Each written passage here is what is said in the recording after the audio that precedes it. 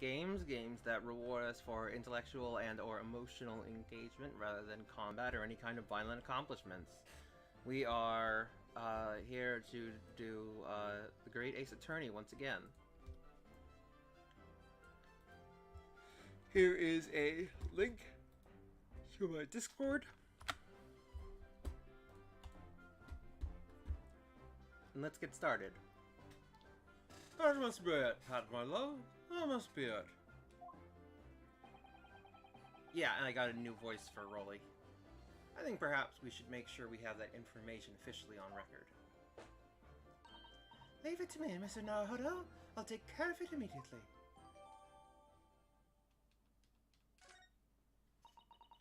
And now it's my turn, I think.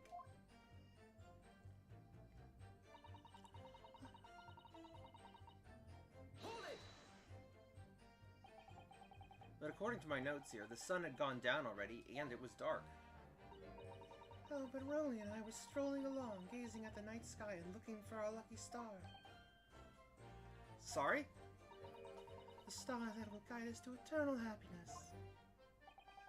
Can't it guide you to answer the question? And if a flaming book had cut across the sky in front of us, it would have lit up like a shooting star. If I'd seen a shooting star, I would have made a wish upon it. Let Rolly be an inspector, I would have said, 3 times at least. Of course, what with the smoke and everything, we couldn't actually see any stars. In short, you're trying to say that neither a book nor a knife crossed the sky before you. Yes, that is correct, sir. As sure as the night sky in London is starless, sir. Certainly seems like they're telling the truth. And then we saw the poor woman fall to the ground, so we ran straight over to help her.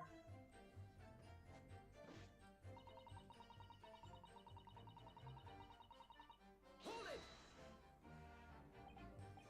Yes, you said that you went to a nearby police box to fetch another officer, is that right? That's right, yes. If it had been on Rolly's beat, I would have known exactly where I was going, of course. Don't feel bad, my love.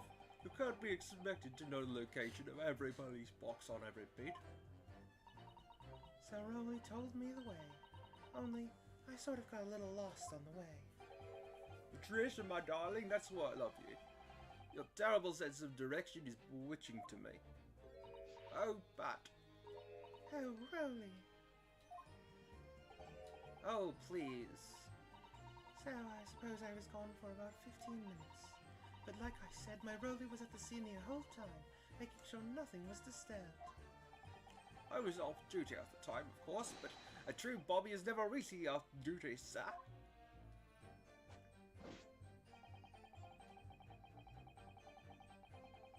Hold it! Nothing to report. That's correct, sir. I had my eyes wide open the entire time. Never looked away for a second. Nowhere else approached the scene, and nothing was removed from it. I could swear to that on the odds on us, sir. Really? That seems a little strange. Beg your pardon, sir. Strange, sir. Seems altogether regular to me. The burnt copy of The Lion's Pride was originally in the Gerda household. So the question remains, how did it find its way into the hand of the victim? Can you shed any light on that, seeing as you were at the scene of the crime the entire time? Aha! Could it be a different copy, sir? Well, it just happened to be bugged as well. Even if that were possible, why would the victim have been gripping a book like that in her hand? As we can see from this photographic print, she had a bag over her shoulder. Well, sir, that book was in the lady's hand from the moment we arrived at the scene. Is that so? There's something about this statement that's not sitting right with me. The 2 mysteries of how that knife ended up in her back and how that book ended up in her hand. There must be some common thread between them.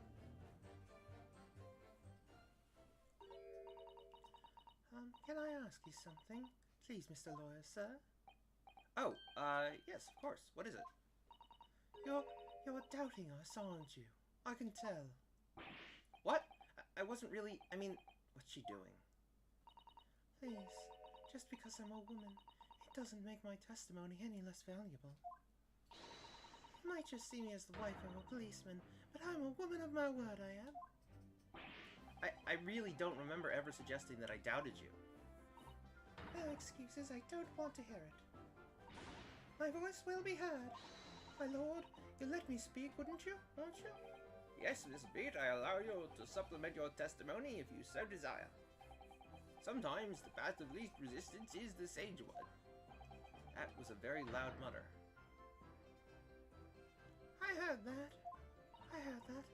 A Japanese man thinks a policeman's wife's word counts for nothing, does he? Well, watch out, sir. I might let you get away with something like that, but my Rolly won't. Duly noted, Mrs. Beat. Please, I humbly ask you to continue. What could she possibly be about to say, I wonder?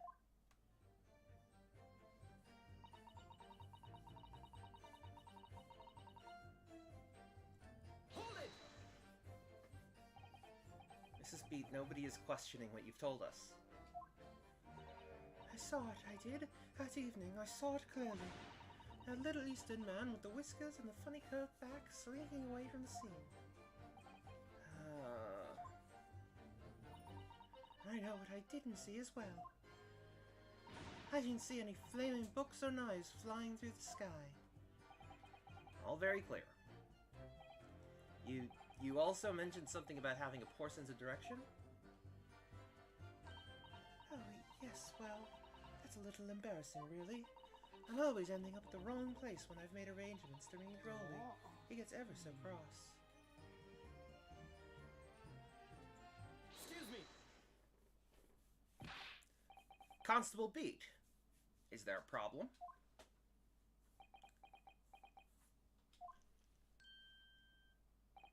Yeah, no, sir. No problem, sir. Did your wife's remark just now bring something to mind, perhaps? Well, in a way, sir. Yes, sir. I was just remembering that the same thing happened that evening, is all. You mean Mrs. Beat lost her way on the night of the incident? You see, I set her off to find a police box in the next beat over from mine, but she was gone a fair bit longer than what I was expecting. I thought she'd be back inside 10 minutes, but my darling was gone a good 15. Oh, Rowley, you're such a tease. The reason I was so long was because of the bouquet, silly. The bouquet? Sorry, what bouquet are you talking about? Oh, it was a present for our wedding anniversary. Rowley's so romantic. He saved up for it with farthings and halfpennies. With farthings and halfpennies that he found in the gutter while doing his rounds. Yes, how romantic. I'd forgotten all about it until just now. And you, my darling. Yes. That was just between us. No talking about it to anyone else, darling. You have to promise. Really? Oh. What was that all about? Constable Beat looked very obviously troubled during that exchange.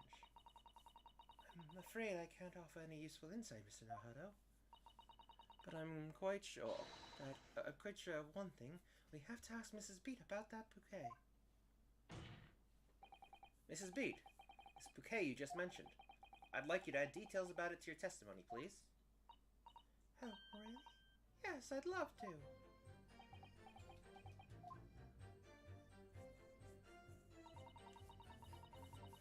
What happened was I dropped my bouquet and ended up losing my way for a while. Hold it! You mean you dropped the bouquet at the scene of the crime? Yes, that's right. Oh, I was so upset. When we ran over and saw it was a woman with a knife in her back, I was so shocked I dropped the bouquet Rolly gave me. It was in a dark spot where the street lights weren't casting any light, so I didn't notice it at first. And then you went to the police box to report it to the policeman whose beat it was on. Yes, and I came back to the scene together with the other constable, you see. That's when I spotted my bouquet again. And the funny thing was, when I went to pick it up, it was nowhere near the victim's body at all. In case you need reminding, Mrs. Beat, the victim is not deceased. I was all flustered for a moment before I heard a voice calling me from the other side of the road. Your husband, presumably? That's right. Silly me, I'd gone over to the wrong side of the street. Although I'm going to blame the bouquet this time. I can't think how it got there, I really can't. So the bouquet somehow moved from one side of Briar Road to the opposite. Curious indeed. Isn't it? But the worst of it is I forgot to pick up the bouquet again when we left the scene. That beautiful rose rolled about me. With that change from the gutter he spent so long collecting. By bouquet, do you perhaps mean this sorry, solitary rose? Oh, yes, that's it. That's the bouquet Rolly bought me for our anniversary, with old bits of change he found in the gutter. Maybe just call it a rose. Tell us, Lord Van Zeeks, when did you come by the flower? According to the report by the police officer in charge of the crime scene investigation, it was found on the edge of the pavement in front of the Garadev household. In front of the Garadev's house? Although it wasn't noticed until the morning, as it lay where the street lamps cast no light. It was believed to be of no relevance to the case, since it was found on the opposite side of the thoroughfare. Oh, thank you, sir, thank you. Could I have it back now, please? No, I think for good measure, this rose should be added to the court record as evidence. Oh.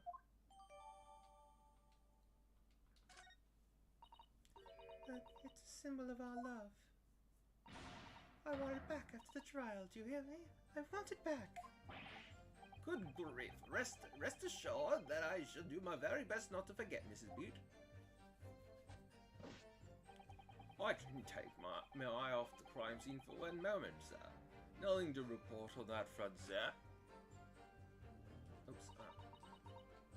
Oh, Mr. Nohara, what do you make of all this? Yes. The whole idea of an invisible attacker has been troubling me all along. But I believe I'm starting to get a picture of what really happened here now. The fourth book that had no business being at the scene of the crime made me sure that Mrs. Garadev was hiding something from us. But it's becoming increasingly clear that someone else has been hiding something from us as well. I think I may already be armed with everything I need to strike a decisive blow here. This time, it's going to expose the whole truth about this mysterious affair.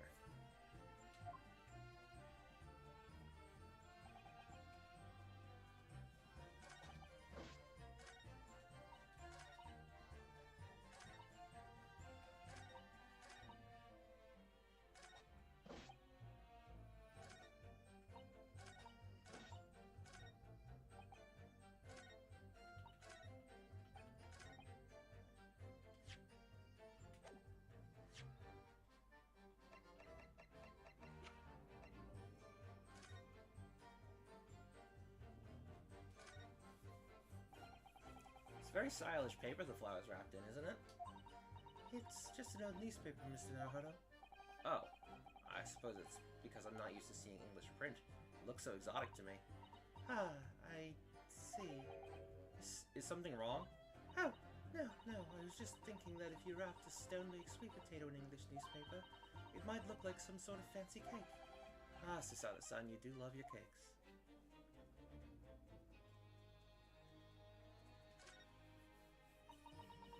English rose. It's such a beautiful flower. Ah, this is a rose, isn't it?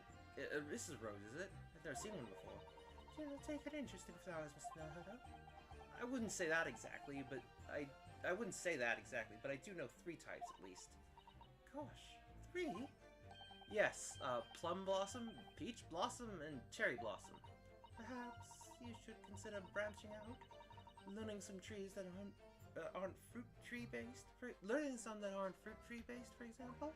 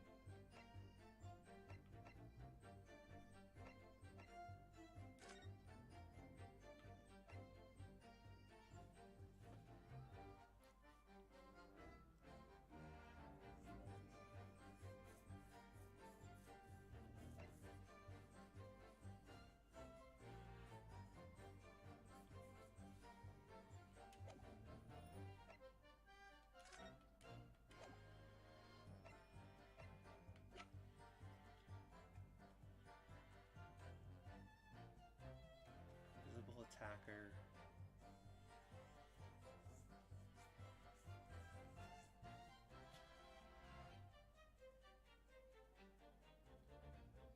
I'm thinking maybe she was just on the wrong side of the street.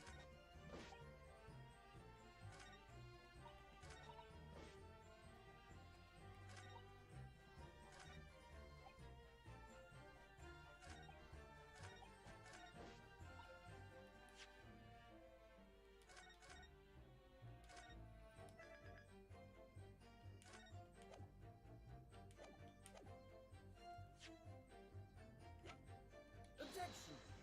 Nope, not quite right.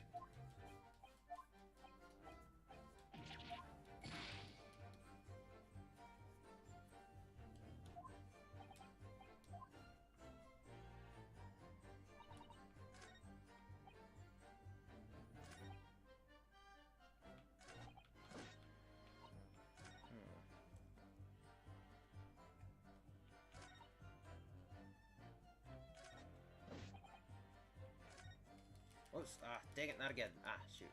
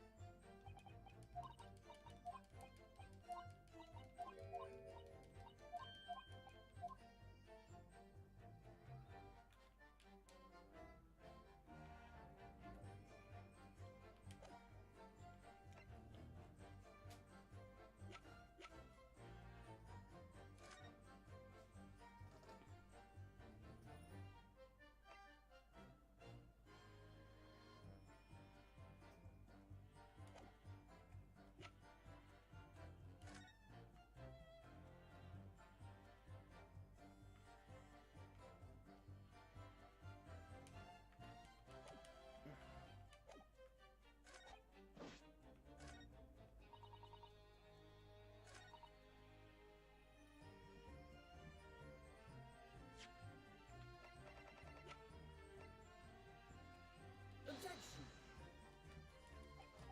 Nope. That wasn't it.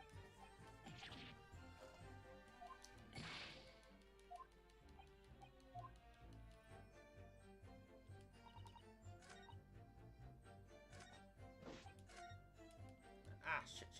Oh, ah, dang it, not again.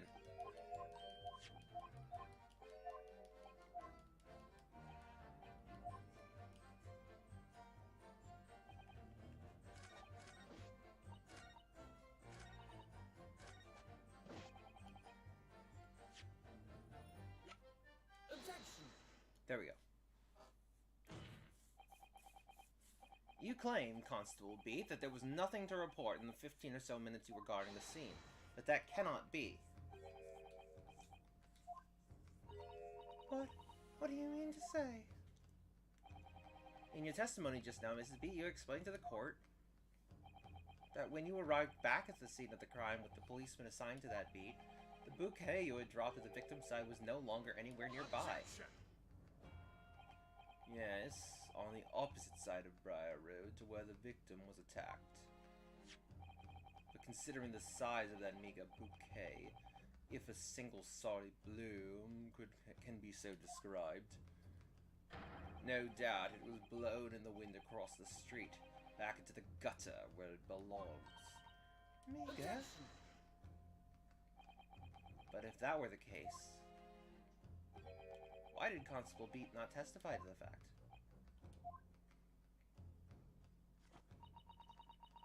No one else approached the scene, and nothing was removed from it. Constable Beat swore that on Scotland Yard's honor. But the bouquet belonged to me. It has nothing to do with the case. That's why I really didn't mention it, I'm sure. No, because sadly, it's not only your bouquet we're talking about here. More than one thing in this case is mysteriously the wrong way around. What are you talking about? Think about it. Besides Mrs. Beat's bouquet, there's Mr. Garredub's book. Mr. Garredub's copy of The Lion's Pride, which was thrown out of the window by his wife, would have struck the pane of the casement window and landed here, on the west side of the street. And yet, it was actually found here, on the opposite side of the road, in the victim's hand. Meanwhile, according to the testimony we've heard, Mrs. Beat's bouquet should have been dropped here at the scene of the crime on the east side of the street. But in fact, it was actually found here, on the opposite side of the road, in front of Mr. and Mrs. Garredub's house. There's no logical explanation for those things, unless somebody deliberately moved them.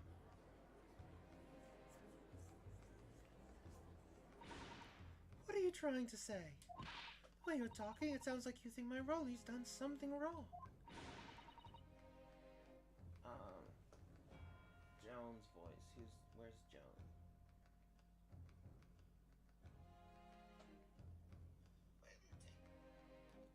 Don't you listen to a word that scrawny lawyer says? Uttering all about books and bouquets, why should we care? It's nitpicking, it's what it is. Oh good, Mrs. Garredub's come round.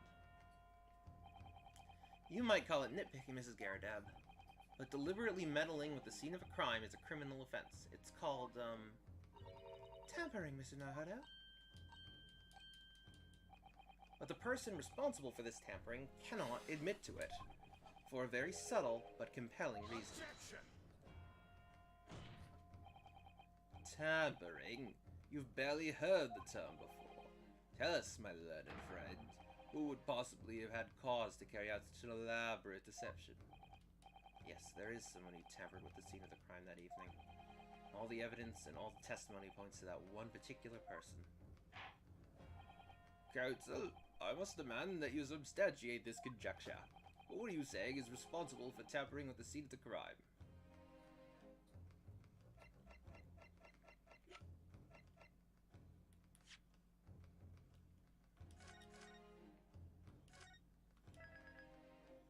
It's gotta be Roldy. Take that! Obviously, there's only one person it could have been. Constable Rolly Beat, it was you. What? A policeman? Hey, Len! What's up? Well, I'm just streaming as usual. How are you tonight? Or, it's tonight for me, I'm not sure what it is for you.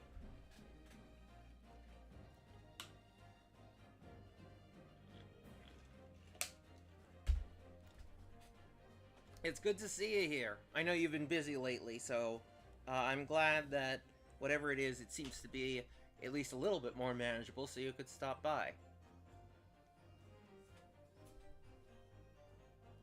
Because it's always great to have you here. But obviously, you know, life stuff comes first. But I'm glad, whatever it is, it seems to be a little manageable so that you could stop by. What? A policeman? A member of Scotland Yard?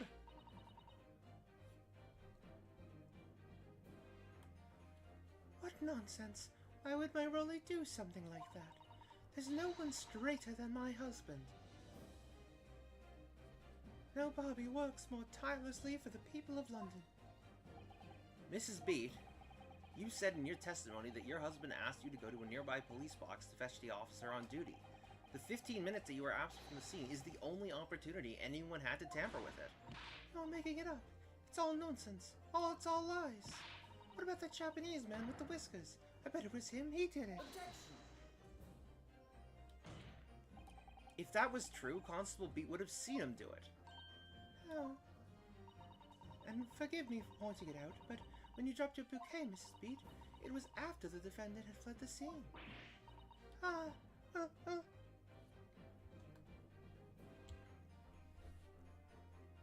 Oh. Well,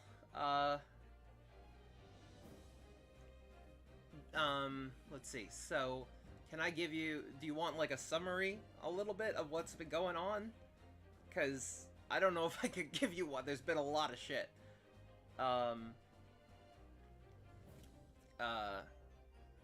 Hey Ace Attorney is great, though. It's a lot of fun.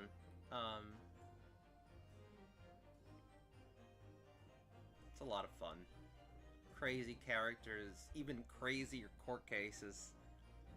It's all wacky and crazy, and just basically, if you took like if you took all the anime tropes and all the anime bullshit and then applied it to a courtroom, like all the like the Dragon Ball Z kind of like battles, like, and then just like transpose that to a courtroom. Just all that anime bullshit. It's a lot of fun. Well, Objection. Thanks. I'm glad, because it's a lot. It's a lot. I'm glad you're okay with just First, you make accusations about the landlord and his wife, and now you incriminate a policeman as well. But your accusations lack one very important thing. You claim the crime scene was tampered with, but there is only one reason anyone would commit such a reckless crime: to hide something. that's right, he's right. But my husband and I just happened to be there, that's all. So why would we have anything to hide? It doesn't make sense. You've offered no motive for this alleged tampering, and until you do, your accusations are nothing but empty threats. Constable Beat had a very good reason for wanting to tamper with the scene of the crime. That's the key to this entire affair. Mr. Harnoto, have you managed to solve this mystery? Counsel, you have made a very serious accusation against our London police officer. If you are mistaken, I'm sure I need not point out that your reputation as a lawyer will be irreparably damaged. With that stark warning in mind, you will now explain to the court the motive for this alleged tampering. Yes, my lord.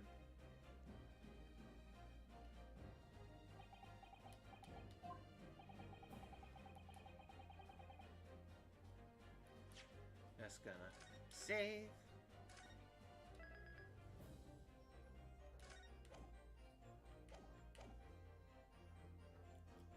The crime was to hide.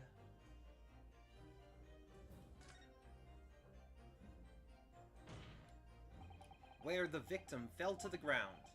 That is what this Bobby had to cover up at all costs. What? What? Where the victim fell? You mean where she was attacked? What are you talking about? We told you at the very start, didn't we? On the pavement of Bridle Road. We saw it happen, remember? It was right here, as if anyone didn't already know. That's certainly what everybody has been led to believe. But in fact, that isn't where the victim was stabbed at all. What? What?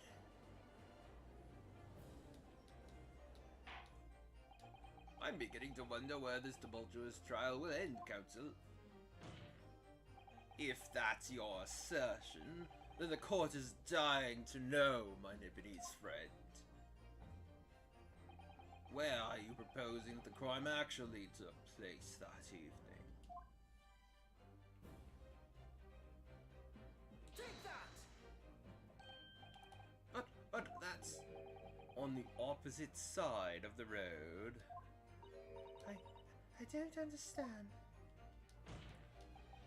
On the evening in question, Mr. Gyarados' book fell directly down from the open window above, and your bouquet, Mrs. B, never moved at all. What did move was the scene of the crime itself. Good gracious! Objection! Perhaps you haven't been listening to the ample testimony the court has heard. Oh, cool. That's a cool thing.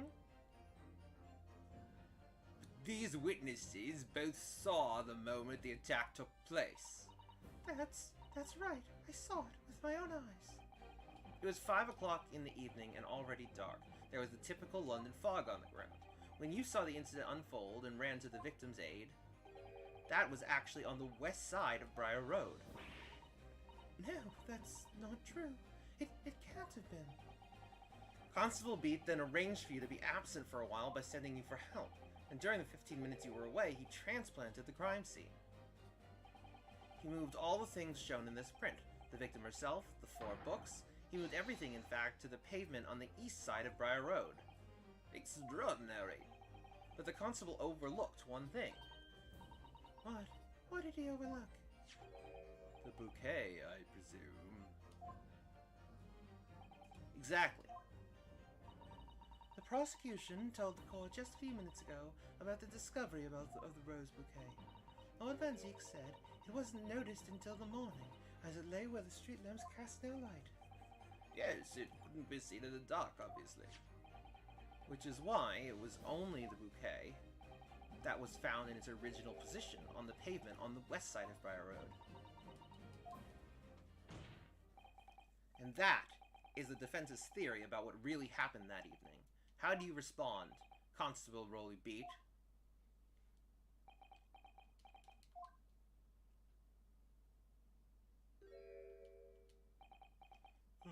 Well, I'm very sorry.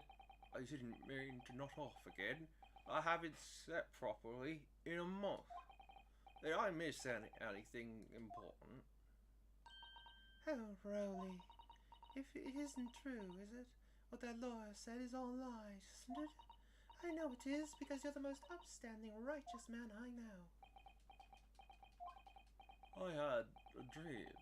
A terrible dream. All the things I did that night. Everything come out. Everything exposed. Oh, it seems it wasn't a dream at all. Good golly.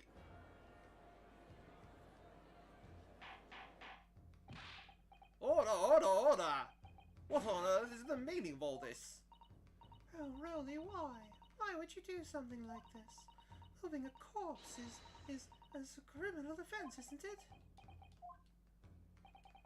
Wishing the victim dead should be one too. Constable, explain yourself. Why would you do this? As a respected member of Scotland Yard, your duty is to protect the good people of London Town. I can't say, sir. What? What? I really am ever so sorry about all this. Damaging the Yard's reputation for everything. I have a possible explanation for why, on that particular evening, Constable Beat felt compelled to move the scene of the crime. I can think of one reason. What? How could you possibly know? You, a foreigner, presuming to understand the mind of a Scotland Yard policeman. And yet, Lord Van Zeeks, it is this foreigner who has uncovered the startling truth of the matter thus far. I believe it would be beneficial to the court to hear this extraordinary young lawyer's theory. Counsel for the defense, if you please. Yes, my lord. Now then, I think you had better show us some evidence. At once, my lord. England, Japan, it makes no difference where you come from. Human emotions are the same. And I think I have a fairly good idea of the feelings behind this man's actions. What gives away the motive for Constable Beat's unthinkable actions? Let's save again.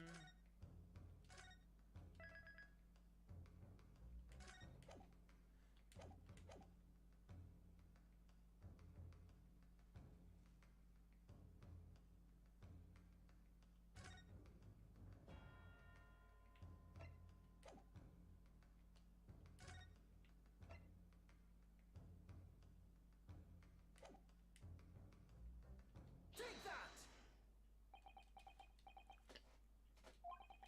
I realize that I'm a foreigner in this land, and I have only just arrived from Japan, which is why all this information about London's so-called bobbies is completely new to me. I've learned that, though honorable, patrolling the beach is the most demanding work in the world, for example. Keeping the peace, looking after the citizens on his beach in all kinds of ways, There's no doubt that the young Bobby is charged with a great deal to do each day, certainly. But for Constable Beat, the day in question was special. Special? How?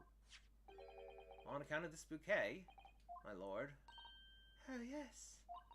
It was our very first wedding anniversary. Constable Beat had worked so hard to be able to afford this simple gift for his wife, and was so looking forward to taking her out for a celebratory meal. When he and Mrs. Beat stumbled upon a crime on Longbriar Road. When he saw that shadowy figure through the fog collapse on the pavement ahead of them, what must have gone through the man's mind? And sir, just on that particular day, I was looking forward to celebrating my wedding anniversary. Mrs. Beat puts up with a lot being married to a Bobby like me. I wanted to show my dear wife how much I care.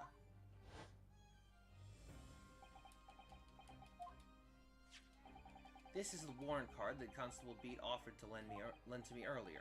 Inside, among the rules for patrolling policemen, it says, when a crime is discovered on his beat, a policeman must assist with initial investigations and help detectives. Aha! Constable Beat. Is that, or is that not the reason why you moved the whole scene of the crime that day? Yes. Everything you said, it's all right. So that's it.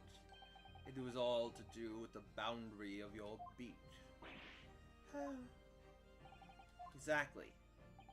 To summarize, the incident actually occurred on Constable Beat's beat.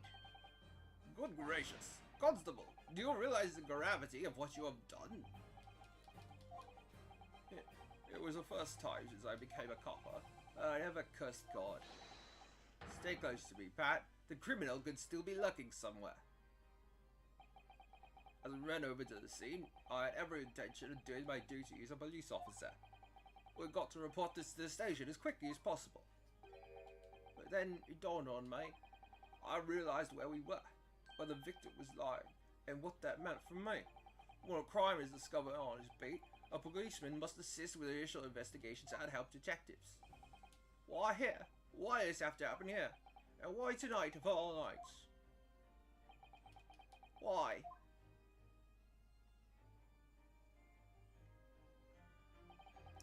It's a copper's job to guard the scene of crime, so I told Pat she had to go to the nearest police box and vet whoever was on duty there. It was then when I opened my mouth to speak. It just came out. I couldn't believe the words that were coming out of my own mouth. This is the next beat to mine, Pat. So you'll have to go to the police box that covers it. Turn right along Mersham Street, and then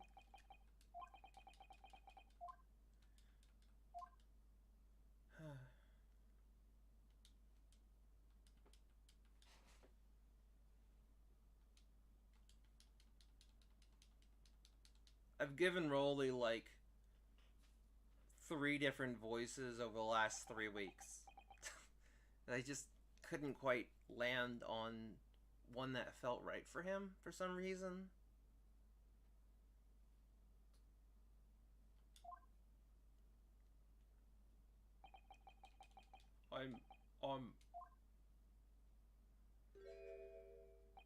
I'm sorry. I'm so sorry. Oh, Constable. I just wanted, just that one night, to take my Patricia out for dinner. Oh, really? Just that one night. You knew that if the incident was on your beat, your evening of celebration would be ruined. And so you decided to move the entire crime scene just outside your jurisdiction. Just across the street to the east pavement of Briar Road, which falls under the neighboring beat's care. Got a Faye voice yet? I don't know. It is, you know, it's so hard to do voices for every single character. I think I really like the voice I gave Van Zeeks. It's so smug and superior, and it's a lot of fun sort of drawing it out like that. It's fun. And while it's really difficult, I like the challenge of figuring out voices for women. It's really hard for me, but the challenge is fun. But in terms of an actual voice, I really like the voice I gave Van Zieks. You see, I thought, well, I was sure a victim was dead, you see. I beg your pardon. Oh, of course he did. Otherwise, my Rolly would never have left the poor woman on the freezing cold pavement. Ah, I see your meaning now. God got me back from my sins, didn't he? That's why I missed the rose I bought for Pat. Oh no, Rolly, that was all my fault. I should never have dropped it in such a dark place. I'm so sorry, Rolly.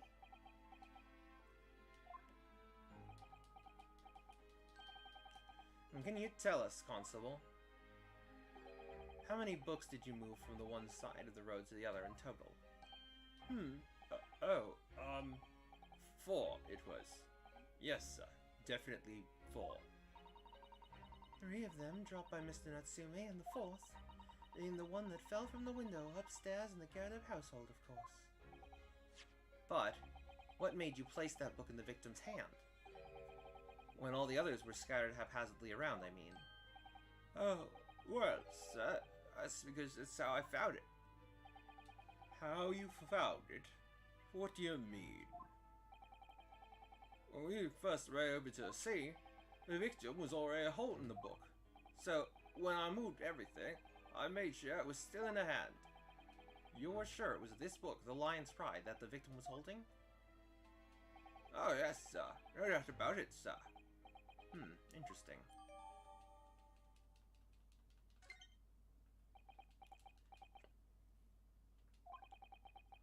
I thought it was an open and shut case at the time, you see. There were only the 2 people at the scene, and Pat and me both saw it happen. However which way you looked at it, it had to be the fellow who ran off who'd done it, I thought. I couldn't see the harm, really. I didn't think moving her all over the road would make a jot of difference. I suppose this is it for me now. I've had it. My lord. Yes, Lord Van Zieks. I believe that concludes the cross-examination of the witnesses. Constable, you may withdraw. Yes, sir. Mr. Prosecutor, sir, what will become of my Rolly? What will happen to him? For now, you are free to go home. The police will contact you in due course. Please, don't punish my husband. This was all my fault. It's because I'm always moaning at him for coming home late. Leave it now, Pat. Let's go home. I'm tired. All right then, my love. One last thing, Constable. Sir, let this be a lesson to you. In a criminal investigation, every detail matters, however insignificant it may seem to you. Yes, sir. Carve that lesson in your mind. And never again make the mistake of tampering with the scene of a crime. Huh? Never again, sir. You mean to say? Leave now. This trial is not yet over. Sir.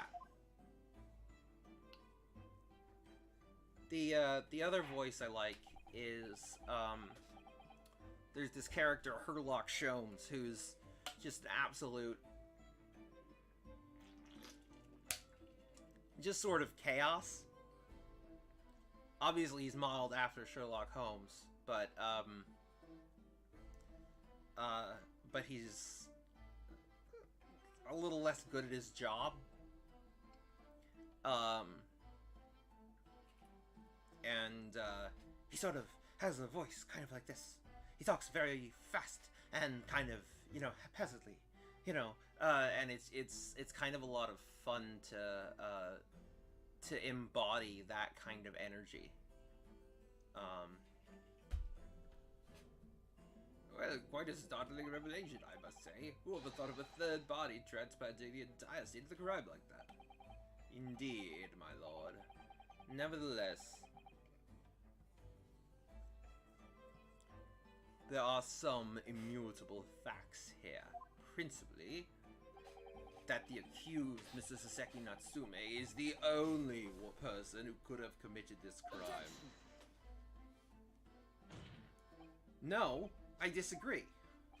Now that we know the true scene of the incident, there is someone else. Another person who could be responsible for the knife in the victim's back. Forgive me for being presumptuous, but I believe the prosecution is probably well aware of this possibility already. Lord Van Dix, is this true? Very well. Name the person, if you will, and a further investigation is warranted. The prosecution has no objection to the trial continuing. You will name this other person who could have perpetrated this crime.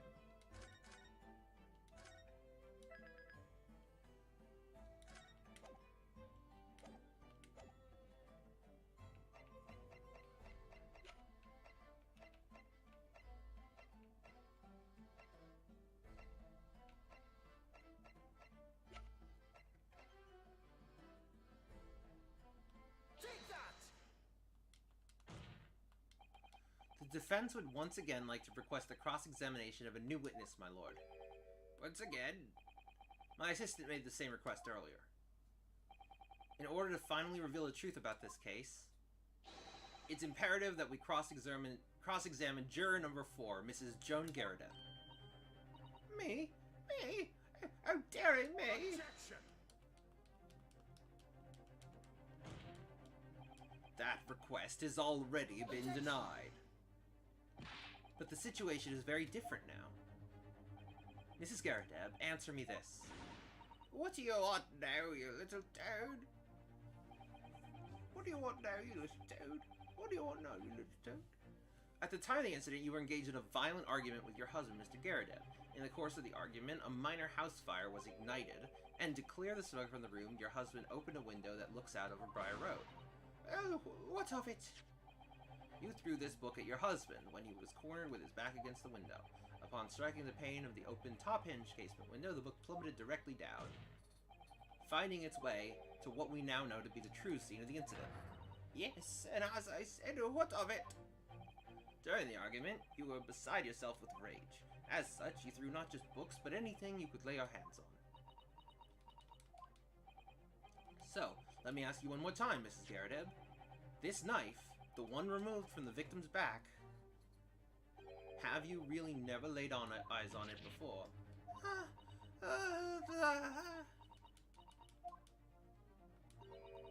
I don't recall it. Seriously?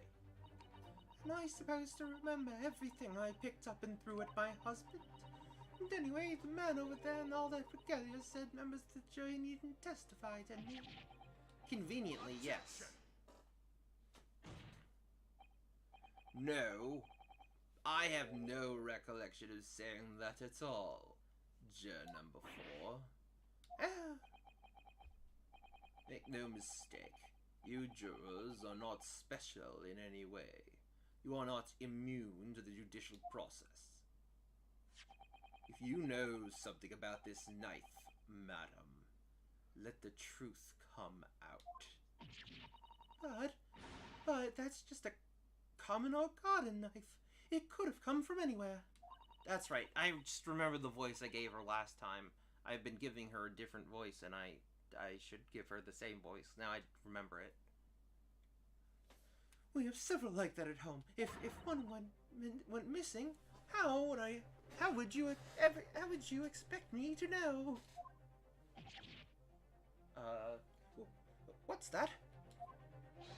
Are you joking? What are you saying, please, Mrs. Garridan? Now you listen to me. I refuse to believe all this nonsense. I couldn't bear the thought that I'd injured someone. Do you hear? I couldn't bear it. Oh, the poor woman.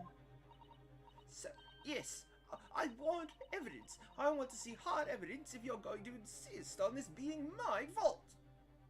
You're going to have to prove to me that I threw that knife if that's what you think. Come along now, chop chop. Do your worst. Well, Mr. Naruto? If I had evidence like that, believe me, I would have thrown it at her already. Then take the stand, Jira. Oh. The prosecution does not object to the defendant's request to cross-examine this woman. Thank you, Lord Benzies. I'm going to have to testify. Juror number 4. As I'm sure you will appreciate, having observed it with your own eyes today, witness testimony can lead to the most extraordinary truths being unearthed. Truths of which the witnesses themselves may not even have been aware. Oh, dearie me. So I demand your full and unadulterated testimony, Mrs. Gardner, and mark my words, in this court of law today we shall extract the truth. Do you concur, counsels? Certainly, my lord. Oh, that's what I'm hoping for, my lord.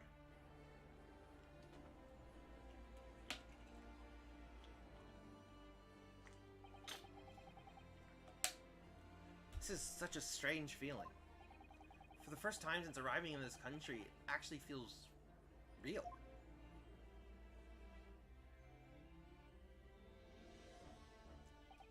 I'm here in the Old Bailey, and I'm a lawyer.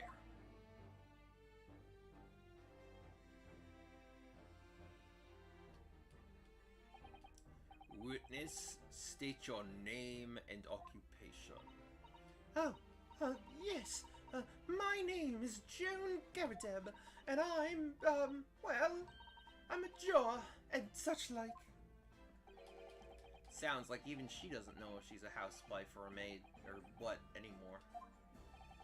The court has decided your testimony is required in order to clarify matters in this case. Do you understand, madam? Yes, my lord. You will tell the court everything that took place in your household on the evening in question. And I warn you, do not attempt to hide the truth. Oh, dearie me. Shut up, Joni. I didn't know you were here, John. Alright, what's the voice that I gave here?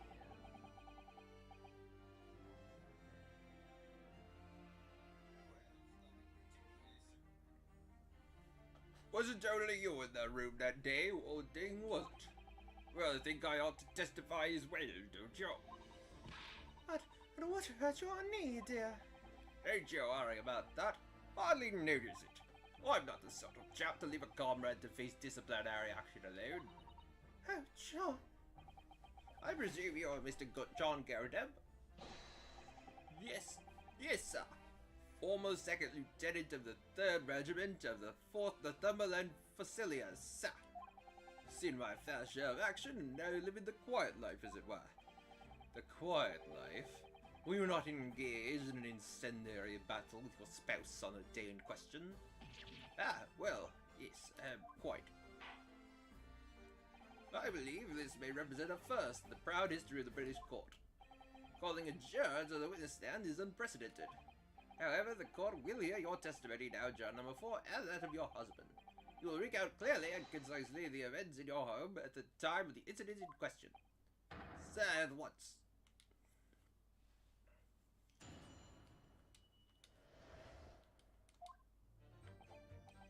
Yes, on the day you're referring to, the wife and I did have a bit of a skirmish. Can't recall the reason now.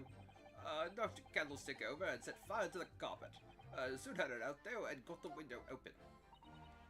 Meanwhile, I was picking up whatever I could find to throw at him. Plenty of knives around our place. Can't say I had notice if 1 or 2 went missing, I'm afraid.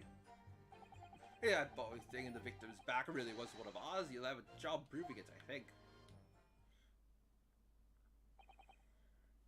It sounds as though it was quite the battlefield in your household this evening. Although an entirely one-sided assault, it seems. The enemy caught us on the hop, sir. Had no choice but to dig in and take defensive measures. To be honest, if the enemy had kept shelling us for another minute, we'd have been toast. Of course, veterans such as myself is only too aware that on every battlefield you're just a gnat's whisker from death at any moment. Are we still talking about a marital quarrel here? Well, I must say that I'm dubious that this testimony will shed any light on the origins of this jackknife.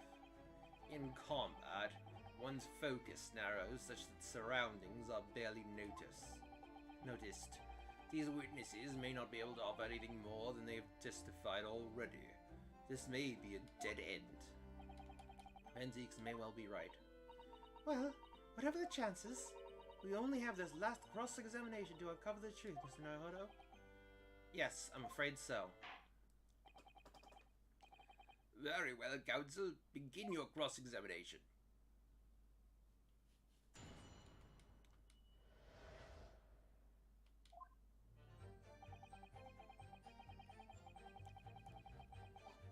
Yes, on the day you're referring to, the wife and I did have a... Oh, right, I did that already. Hold it! The reason is what you told us yesterday, I believe. Yes, that's right. If I remember correctly, it all started because of a note that was tucked into the pages of a book belonging to Mr. Garrett. A rather passionate note, in fact. When Mrs. Garrett found the note, discovering her husband's little secret, and she gave him a mighty number of slaps across the face for it, too. What a sordid state of affairs. Hell on earth. I say, when a chap says he can't recall such a thing as his common decency not to drag it all up. And besides, half of it was wide of the mark anyway. A likely story. These waters run very deep. And what transpired next after these multiple blows to their face? Yeah, I mean, this is all just like, we're taking actual abuse extremely lightly in this case. It's not great. And we're also, and there was also this whole sexist thing about, it's a bit of a problematic case. I'm gonna be real with you. Hold it!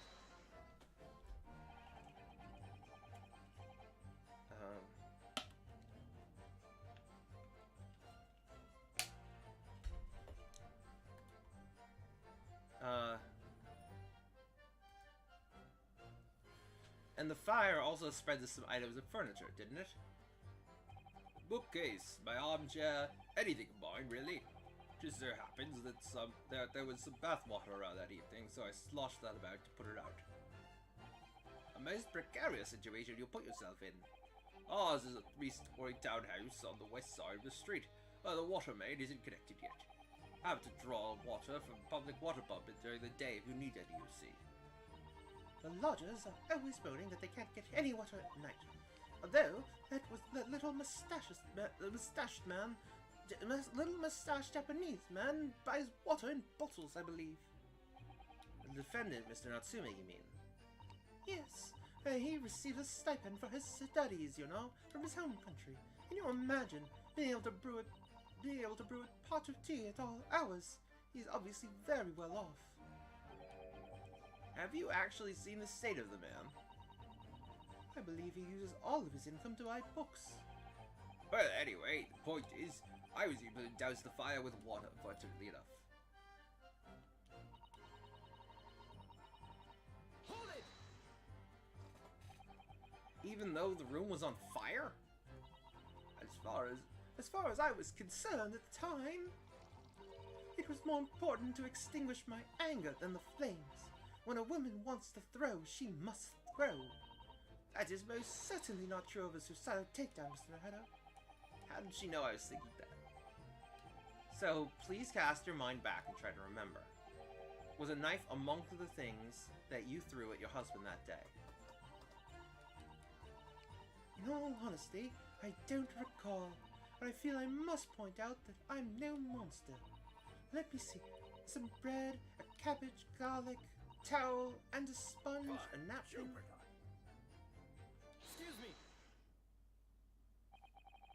Do you have something to add, sir? Mr. Garrideb. Don't shoot. Sorry, I beg your pardon. Did your wife's remark just now bring something to mind? Nothing of any significance, no. Just that the barrage of projectiles the old thing launched in my direction was somewhat more solid than she implies. Books, bricks, and the fire poker, I seem to recall. Ouch. And the woman's aim is uncanny. She landed a direct hit with her. Ow! Good grief, women, we're not at home now. This is a court of law. Oh, dearie me. Ever so sorry, dear. What's she even doing with a teapot in here? Honestly, John, I would never have thrown such things at you, obviously. Well, take a look at this, then. How do you suppose that happened, Your pipe, sir. This thing in my hand, as usual at the time of the onslaught, knocked it clean out with one of a soft projectile she did, yes. And when I went to pick the thing up, it was broken in two. I'd like to see a sponge do that sort of damage. I see. Your pipe was broken. It would never have been sent flying unless it was hit by something pretty solid. Anyway, I've managed to bandage the thing up for now. You are one to exaggerate, aren't you, dear? I wonder what we should make of this account. The defense believes Mr. Garrett's remarks just now to be of great significance. This war veteran's words only tell us one thing. Betray a fiery wife, and pipes as well as hearts may be broken. Sentimental wisdom, perhaps, but hardly worthy of adding to the formal testimony. Indeed, common sense, one might say. Might one? In that case, would you at least permit us to examine the pipes, sir? Yeah, I don't see why not. Oh, dearie me, there you go again, trying to ingratiate yourself with a young lady. Very well, the court will accept the gentleman's pipe as evidence.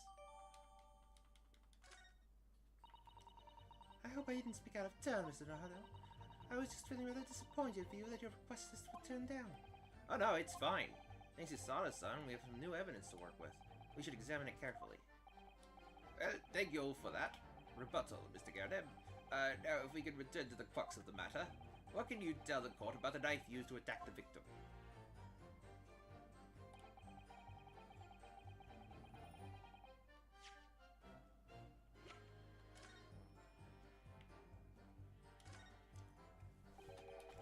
It looks to be in a sorry state with that bandage around it, doesn't it? But for some reason it feels slightly ominous to me. Like it's trying to shout out a warning. Probably because it's the same blue as Mr. Garrett's dressing gown. I suppose it must have considerable sentimental value, Mr. Garrett, given that he's gone to the trouble of repairing it like this. Either that or he can't afford to replace it.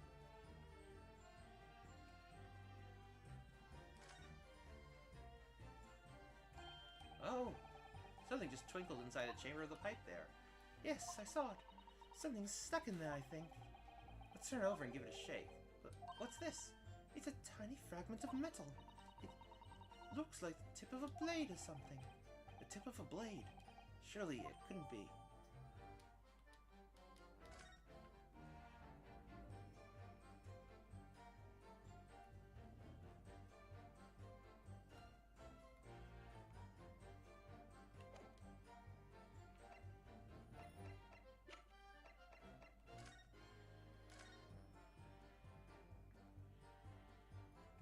Baru?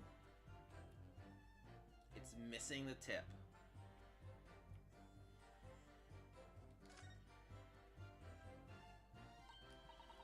Oh, look here, Mr. Nardo, just the tip. A small piece of the blade appears to be missing. Wait, part of it's missing. I could be wrong, but I've just got a feeling. You remember this? Ah, that's the tiny fragment of metal that we found inside Mr. Garrideb's pipe. Yes, and just maybe. Oh my! It's a perfect fit! Somehow I just knew it.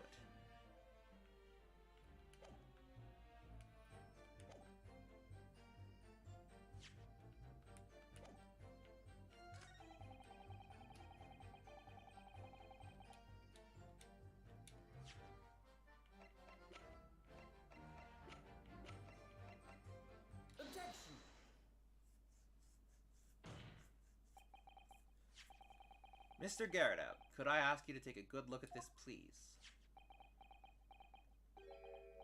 You can ask, but I can't see a bully thing. You can't?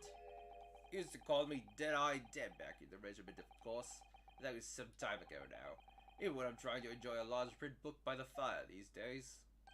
I struggle to tell a B from a D and a P from a Q, to be honest. Oh, he does. Dear me, it's rather wearing being asked about every other letter and every other word. You must be very dizzy. What is that? A tiny scrap of metal? Yes, almost certainly from the tip of a blade. And what may appear at first to be just a tiny scrap is in fact a crucial piece of evidence. Interesting. And where did the defense come by this evidence? It was lodged in the chamber of Mr. Garrett's pipe. My pipe, you say? By Jove, I wonder how that got there. And what precisely does this fragment of metal signify, Counsel? Are you suggesting that it is in some way related to the matter of the stabbing on Briar Road?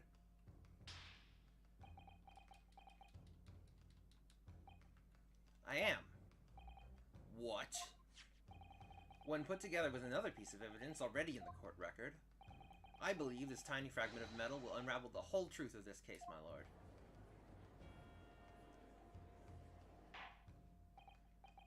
You appear rather confident in that extraordinary statement, Counsel. Very well, then, present the pertinent evidence to the court. What evidence, when paired with this fragment of metal, allegedly reveals the truth of this entire case? Take that! This is the knife that was found in the victim's back. If you look closely, you will see that there is a small piece at the tip of the blade that is missing. A common issue with the inferior blades sold at unsavory street markets. Criminals who use them regularly leave the tips lodged in their victim's bones. And what of this particular knife? No doubt its tip has suffered a similar fate, now languishing somewhere near the spine of the victim. Objection! No, that's not the case. The tip of this particular knife's blade is the very fragment of metal we discovered in the chamber of Mr. Garrett's pipe. Good grief, is that Lord? Good grief, Lord Van Zeeks. I don't believe it. The knife from the crime scene and this fragment of metal are a perfect match. Good golly gosh. Order! Is this some sort of Eastern sorcery? This is no magic, my lord. This is a miracle. A miracle? Sir Van Zeeks has figured it out, has he? Counsel, explain this extraordinary coincidence at once. Yes, my lord. The crucial point we have to ask ourselves here is when did the fragment of metal find its way inside Mr. Garrett's pipe? Something that was clarified for us in the most recent witness testimony. I had this thing in my hand as usual at the time of the onslaught. Knocked it clean out with one of her soft projectiles she did, yes. It never would have been sent flying unless it was hit by something pretty solid. Oh, dearie me. During the argument between these two that occurred just as the victim on Miss Garrett flung this knife at her husband. However, the knife missed Mr. Garrett, instead striking the pipe in his hand at the time, which caused the tip to break off, of course. Good lord! Yes, and that is when the tiny tip of the blade found its way inside Mr. Garrett's pipe. The chances of that are 1,000,000 to 1! And yet there's no other credible explanation for how the tip of the blade ended up in your pipe. Then, after losing its tip, the knife ricocheted off the pipe and flew out of the open window. Ah! In short, this knife, which fell from the window of the Garrett's house, is the very same knife that struck the victim in the middle of the back on the street below. Oh gosh! Oh dear! Oh no! Objection!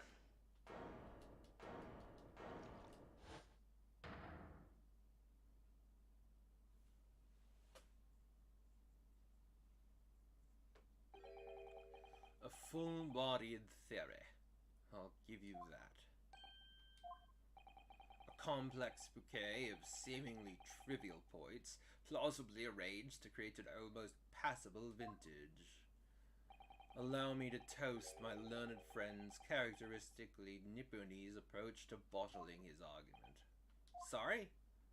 But after all, it is just theory. The bottle, I fear, is corked. Because, you see, it's spoilt by an insurmountable inconsistency. An insurmountable... what? Lord Van Zieks, explain yourself. What is this inconsistency you claim to have identified? An inconsistency of the simplest nature, my lord. Of the simplest nature, my lord. The victim was found with a knife planted in the middle of her back. Yes, in her... Ah! That's right, you silly little man. Now, Journal thing, what are you getting so excited about? Let us consider the basic facts of the case once more. The victim was walking along the pavement before being stabbed in the back and falling to the ground. If the knife had struck her had fallen from above, there's no possible way it could have implanted itself into the victim's back. Ah!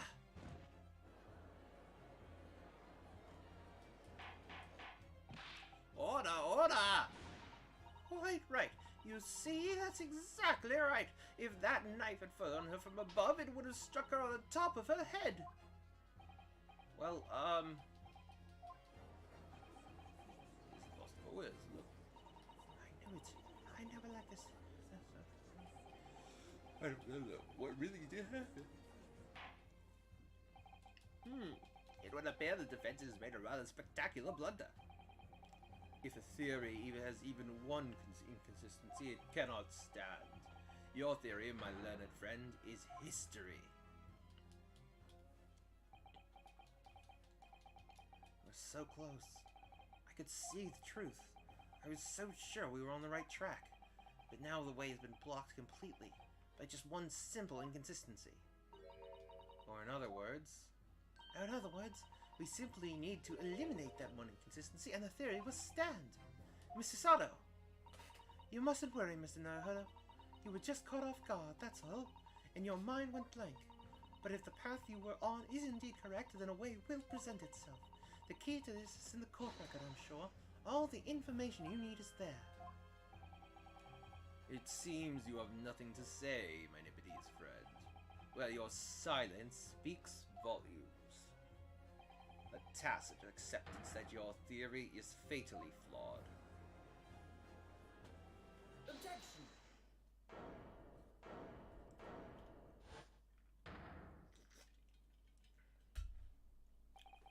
This inconsistency doesn't mean I was on the wrong track. It means that I need to sharpen my mind and dig deeper for the truth. It's a test. Yes! If the knife fell on the victim from above, there's no way that it could have hit her in the middle of her back. Under normal circumstances, that is. What are you implying? Counsel, there is a piece of evidence in the court record that can explain this inconsistency.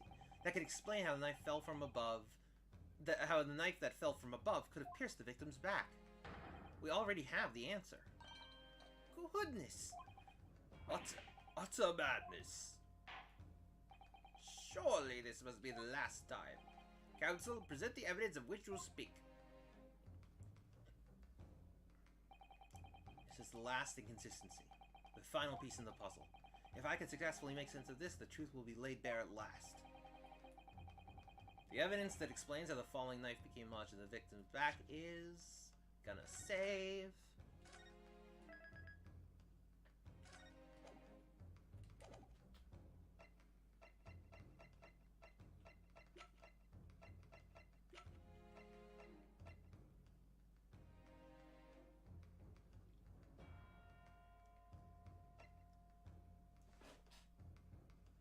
I have a thought. Hey Len, what do you think about the theory that she was bending over to pick up the book, Take that! This, the fourth book found at the scene. This is the final piece of evidence the defense will present. The Bird Book. Is that not Mr. Garrett's book? Yes, and to understand its significance, we have to consider how it came to be at the scene in the first place. This photographic print clearly shows the book in question, and the victim holding it in her hand. But as we all now know, it was the police constable that put the book between her fingers like that. Quite so, as part of his wholesale transplanting of the crime scene to the opposite side of the road. That's true. However, as part of his testimony, Constable Beat made an extremely enlightening statement on that point. But what made you place that book in the victim's hand? Oh, well, sir, that's because that's how I found it. When we first ran over to the site, our victim was already holding the book. So, when I moved everything, I made sure it was still in her hand. In other words, the victim had already picked the book up of her own volition. And clearly, that must have been before she suffered the knife wound. Well, I should say so. After being attacked with a knife, I don't imagine she'd be doing much of anything. So the question becomes, why did the victim have that book in her hand? By jingo! I think I'm beginning to see what may have happened now. How sorry me. We know that the book fell from the top floor of the Garrett household onto the pavement below, at precisely the moment that the victim was walking past. Yes, at exactly that moment. The young woman was walking along the street in light fog, when all of a sudden, a book fell right in front of her. The book that I threw? Yes, Mrs. Garrett. And what do you think the woman did? What would you do if you were walking along and suddenly a book landed in front of you on the pavement? Well, I really can't imagine it, but I suppose she might have reached down and picked the book up. Yes, that is exactly what the woman in fact did. She picked up the book. Oh heavens! And when the woman reached down to pick the fallen book up, what position would her back have been in? That's right, facing the sky, completely and utterly defenseless. Then, in the very next moment, while the woman was still bent over picking up the book, the next object fell from the room above, the jackknife, straight into the middle of her back. And at the same time, walking by chance directly behind Miss Green, was the defendant, Mr. Seki Natsume. Well, I never. It appeared to Mr. Natsume that the woman simply collapsed on the floor. In the dark and the fog, he didn't see the knife falling on her from above. And from the other direction, the constable and his wife saw no one but the victim and her apparent attacker. So there never was a real culprit to run from the scene in the first place. No, this was nothing more than a series of unlikely events that culminated in an unfortunate accident. And that is the real truth behind this case.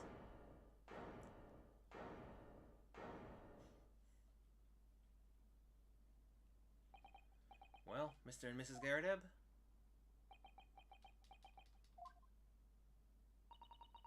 The very first time you showed me that knife, I had my suspicions. I wondered if perhaps it might have been something like that. There, old bean. Oh, Mrs. Garreteb. Of course, I never meant for anything of the sort to happen, but it was all my fault, wasn't it?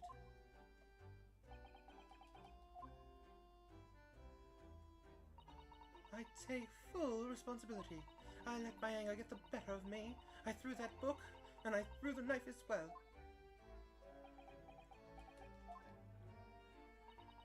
John, dear. It's all right. I know. I'm ever so sorry. Truly, I'm sorry.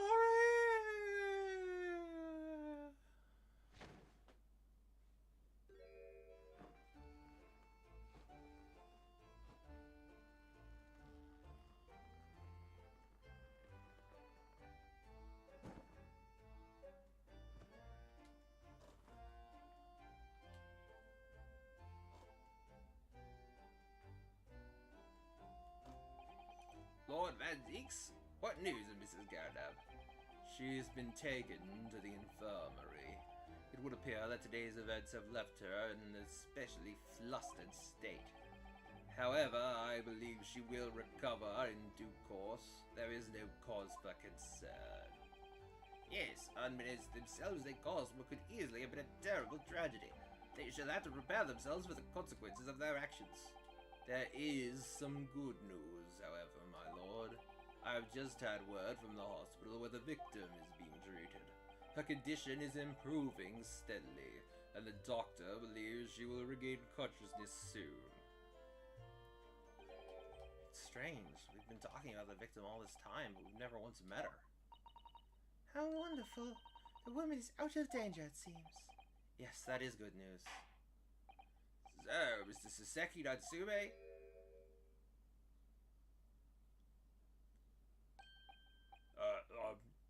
Okay, let's see. What was his voice? They started shouting. Yes! On behalf of my fellow countrymen, I would like to take this opportunity to beg your pardon, sir. You came from your distant eastern homeland to study our great British culture, and have been repaid with immeasurable unkindness. Please accept our heartfelt apologies.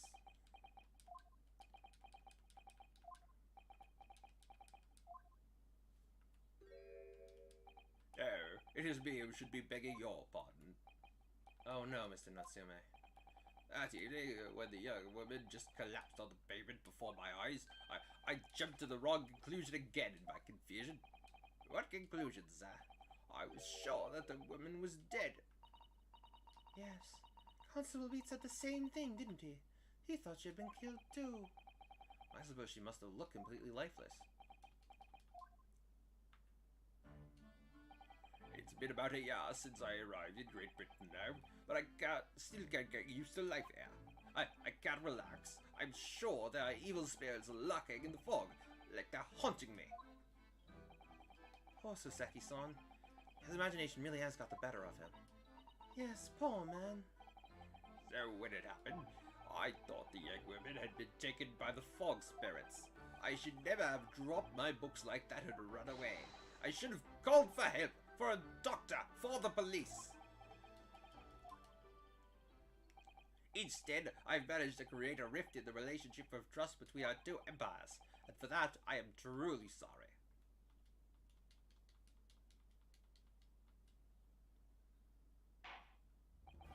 One could indeed say that some sort of mischievous spirit had been at work here, I think. One that created a chain of unfortunate mishaps. We were befooled by this spirit and led to false conclusions. But thanks to Lord Van Zeeks and our young lawyer here from the east, that chain has now been broken, and the spirit exorcised. I heartily commend you both. Oh. Now then, ladies and gentlemen of Edgerry. Yes, my lord. In concluding this trial, I must ask one last time for your decisions regarding the defendant's culpability. Are you ready to present your findings to the court? As the foreman of this jury, I can assure you we've reached a fair and just conclusion. I do declare that the truth can be extremely cruel at times. Well, I didn't expect the woman next to me, that's for sure. Sitting in for the old bean while she's taken out of action, you know. But I know what her decision would be. Does this mean I'll finally be able to get out of here and start work? Well, it's about time. I say, I'll have a cook of a style to tell the grandchildren when I get home, wouldn't I? Very well, ladies and gentlemen of the jury, I hereby demand your final decisions. Mr. Foreman. Not guilty. Not guilty. Not guilty. Not guilty. Not guilty. Not guilty. Not guilty. Not guilty. Woohoo!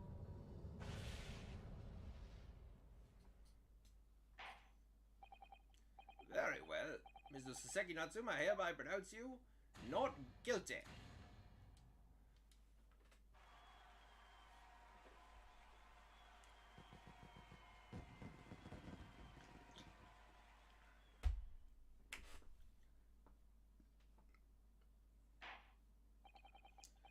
finally, Mr. Natsume. Yes, Lord Sat. You are now a free man once more. It is my hope that you will continue to further your education in British culture, and may you never again be brought before me. Yes, sir. Of course. On my life, I swear I'll never set foot in a courtroom again. I'm transported to tears. Thank you, counsels. Court is adjourned.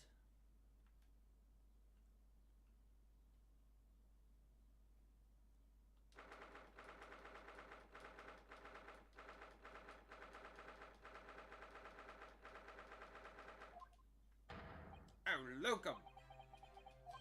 Wait, you mean me? Of course. Is there another locum here? Is there even one? Compared to the original locum student, Mr. Naruhodo Esquire, your name has become rather short, hasn't it? What's wrong with using my actual name? Oh, at last! At last! I'm free! I'm free! Joyful, joyous, jubilation! Heady, hearty, happiness, hurrah! Oh, I am pleased. Mr. Natsume is delighted. Would it be so hard just to say that, then? Locum, you did it! You saved me from the brick! Well, what happened to the poor woman who was in no way your fault after all? I'm just glad everyone can see that now. No, not that. Lovely, loyal locum lawyer! Yes? I mean, as I said before, I've just never got used to life here in Great Britain. Every time I look over my shoulder, I see foreigners. I see towering brick buildings. From high up windows, I see them looking down on me, laughing. Look at that little hunchback. Oh dear. I'm sure it's all in your head, Mr. Natsume.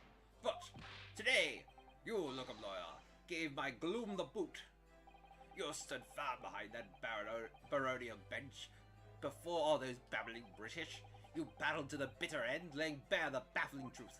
And when I beheld the blinding fireworks among the beams of the belly's roof, I bellowed, "Behold the best barrister ever born!" Well, that's very flattering, and we're very pleased for you. This has given me a wonderful anecdote to recount to my old friends back in Japan. Ah, an anecdote. Is that what's become of all my hard work? There you are. There you are, my dear fellows. I apologize for keeping you waiting. I rose late this morning. Oh, Mr. Sholmes, what a pleasure to see you. I say, I'm here not a moment too soon. A disaster has been averted, I'm glad to say. Oh. The trial shall begin presently, Mr. Naruhodo, and I wish you the very best of luck. It's just finished. What?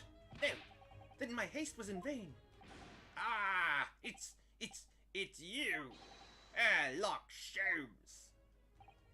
Oh, have we met? Oh, have we met, sir? This is Mrs. Natsume, the man you had arrested, Mr. Sholmes. Ah, I see. I failed to recognize you at first.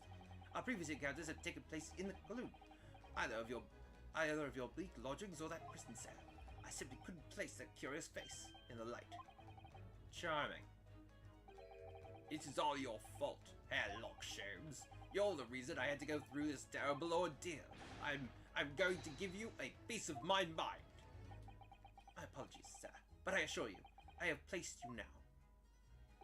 You're the fellow who abandoned that poor young lady and ran off, are you not? Ah.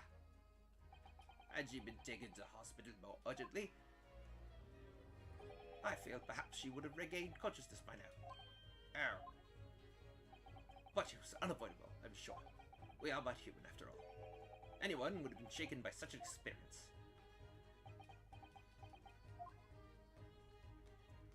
I do feel very badly about how I behaved. Well, never mind. Now, then, what was it you wanted to say to me, sir? Nothing. Priceless. Oh, I am sorry, really, but that was quite priceless. Poor Sasaki-san.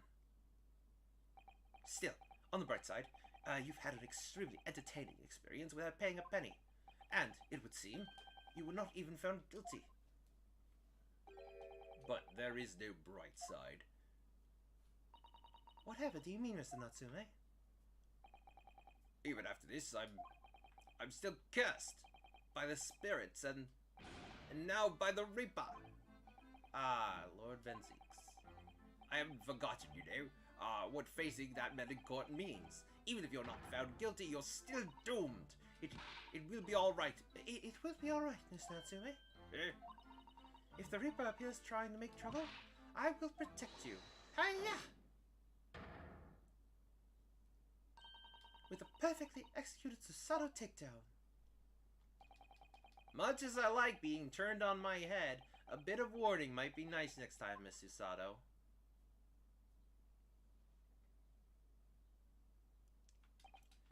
So, Mr. Natsume, what do you intend to do now?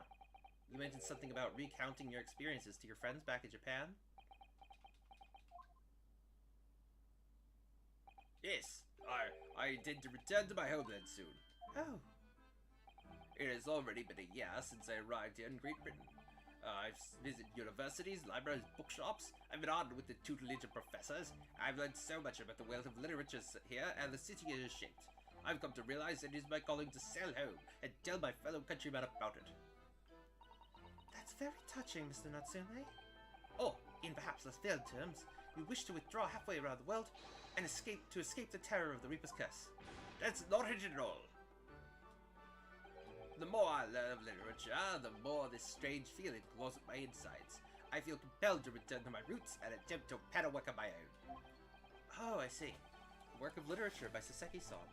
Could be an interesting read. And what about Mr. Sutter and yourself, Mr. Nahodo? Sorry, what about us? Will you return to Japan alongside your mustachios compatriot? Why would we? A week has not yet passed since we arrived in London. And only now does it feel as though we finally have found our feet. And you are accommodated in a hotel at present, are you not? That's right, but we need to find lodgings before it bankrupts us. I've calculated that we can only afford another 10 nights before our entire budget is exhausted. Well then, you could take my lodgings. Oh, the windowless room? Ah, but what it lacks in windows, it more than makes up for with a floor, ceiling, and walls. Great. And of course, I'd be happy to leave behind the accursed evil spirit. Oh my, an evil spirit? Oh yes, it tries to suffocate you while you sleep. It's an infallible wake-up call. We'll think about it, if that's alright. Perhaps I can offer a more welcome alternative. Would you consider taking lodgings with me? Really? Well, a vacancy has conveniently presented itself. There is up in the attic, I might add. Are you sure it isn't just a storage loft? I spoke with the landlady this very morning on the matter of price, and Iris is cleaning the room as we speak. You must come at once. I presume you have no luggage to speak of. Oh, this is simply wonderful. What an honor to be invited to taking lodgings in the great detective office's attic. I'm too overcome for words. So suggesting we look elsewhere is out, then. Then it's settled. Iris will prepare a welcome dinner this evening. And you must come too, Mr. Natsume. Oh, alright. See you later. We're probably wrapping up as well, so it's all good. And you must come too, Mr. Natsume. I insist. I don't know what to say, but thank you. And yes. Wonderful. Then I'll go and complete the paperwork for your formal release, Mr. Natsume. It shouldn't take long. Somebody's happy. Locum, I knew that you wouldn't let me down. I'm truly delighted to have met you here in London. Likewise, Mr. Natsume. It's been a privilege meeting you too. It's a shame that we're going to have to say goodbye so soon. Well, I've come to realize that I belong in Japan. But Locum, we'll meet again one day. Yes, I'm sure. And hopefully by then, I'll be a successful lawyer. Hopefully by then, I'll be a successful author. Well, my dear fellow, our carriage appears to have arrived. Shall we go, Mr. Naruto? Yes, Mr. Sholmes. I have little doubt Mr. Natsume will be released in time for dinner this evening. And so, Mr. Seki-san's innocence successfully established, he rode with Mr. Sholmes to what was to become our new home, 221B Baker Street.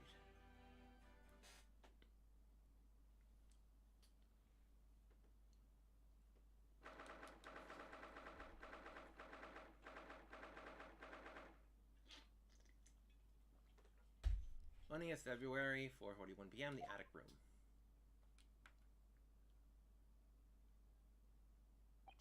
So this used to be our new office, yes. Our office? I really like the sound of that. Me too. It's simply wonderful, isn't it? I hope you can see this, Kazuma. It's only a small step, but I'd like to think we're getting a little closer to your dream now. So, my dear fellows, do you like the place? Mr. Sholmes. Yes, thank you so much. It's a delightful room, Mr. Sholmes. I simply adore it. Good. I'm pleased to hear it. Iris and I are delighted to welcome you. Iris.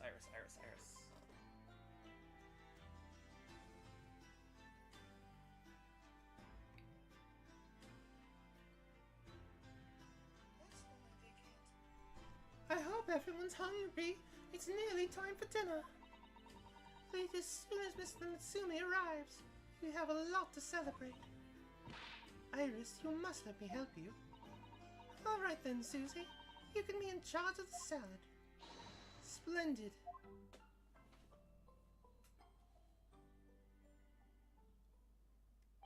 So, Mr. Naruto, how does it feel to have your own office in the capital? It's very exciting, actually. I can't help wondering what adventures await us. Those were precisely my sentiments when I first established my office at these purposes.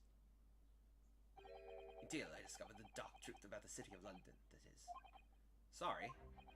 London is a glorious place, full of wonder, opportunity, prosperity, and mirth, but the brightest of lights casts the darkest of shadows. Shadows? What do you mean? Well, I believe you're well aware of the murkiness that lies behind London's facade already. So, once again, Mr. Naruto.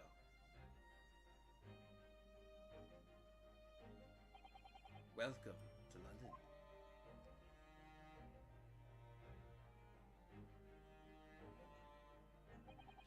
Of course, at the time, I had no idea of the significance of those words Mr. Sholmes so casually spoke.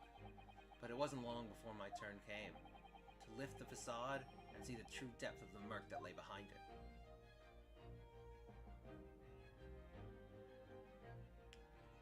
Alright, we are going to stop there for today.